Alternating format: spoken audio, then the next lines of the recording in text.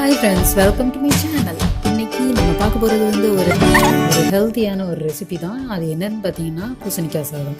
பூசணிக்காய் சாதம்னு என்னடா பூசணிக்காய் மட்டுமா வச்சு செய்கிறீங்க அப்படின்ட்டு நீங்கள் கேட்பீங்க.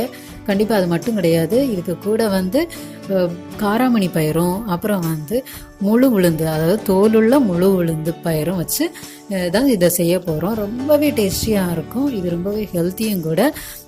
இது வந்து இதுக்கு கூட வந்து நம்ம மல்லி துவையல், இந்த மல்லி துவையல் வச்சு சாப்பிட்டிங்கன்னா ரொம்பவே நல்லாயிருக்கும். இதுதான் அந்த மல்லி துவையல். அப்புறம் வந்து இந்த மல்லி துவையல் மட்டும் கிடையாது, இதுக்கு வந்து சிக்கன், மட்டன், பீஃப் இந்த மாதிரி நான்வெஜ் குழம்புகளுமே ரொம்பவே நல்லாயிருக்கும். நீங்களும் உங்கள் வீட்டில் வந்து செஞ்சு பாருங்கள். செஞ்சு பார்த்துட்டு எனக்கு இதுக்கு வந்து கமெண்டில் சொல்லுங்கள். அதனால் நீங்கள் ஃபுல்லாக மிஸ் பண்ணாமல் பாருங்கள். பார்த்துட்டு உங்கள் வீட்டில் செஞ்சுட்டு எனக்கு கமெண்டில் சொல்லுங்கள் எப்படி வந்துச்சுன்னு.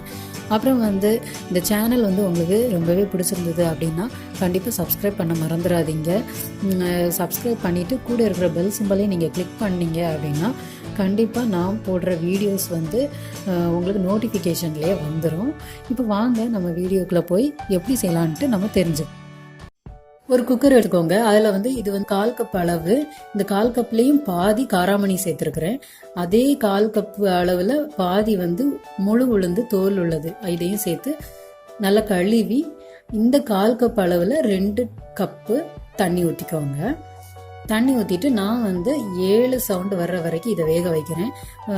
உங்களுக்கே தெரியும் உங்கள் குக்கரில் எந்த அளவுக்கு விட்டால் வேகும் அப்படிங்கிறது உங்களுக்கு தெரியும். அதுக்கேற்ற மாதிரி நீங்கள் சவுண்டு விட்டுக்கோங்க.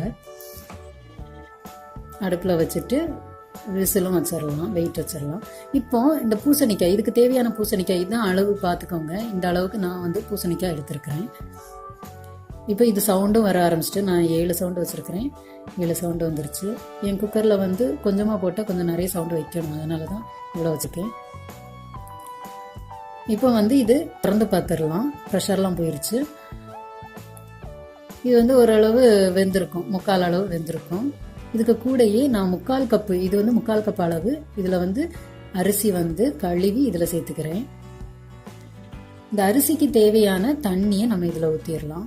அப்புறம் வந்து பூசணிக்காய், அந்த பூசணிக்காய் வந்து எனக்கு 1 கப்பில் கொஞ்சம் மேலேயும் வந்திருக்கு. இது 1 கப் அளவு, இந்த சைஸில் வெட்டியிருக்கு. இப்போ அரிசிக்கு தேவையான தண்ணி 3 கப் தண்ணி. நான் எப்பொழுதுமே அரிசிக்கு 3 கப் தண்ணி தான் ஊற்றுவேன். நீங்கள் எத்தனை ஊற்றுவீங்களோ அதுக்கேற்ற மாதிரி மாற்றிக்கோங்க. நான் வந்து இதில் 3 கப் தண்ணி ஊற்றுறேன். இப்போ இதுக்கு தேவையான உப்பு சேர்க்கலாம். இப்போ வந்து ஸ்டவ் ஆன் பண்ணிவிட்டு நம்ம இந்த குக்கரை வச்சிடலாம். வச்சு வெயிட்டையும் இதில் வச்சிடலாம். இது வந்து ஒரு 3 சவுண்டு வர்ற வரைக்கும் வேக விட்டுருங்க.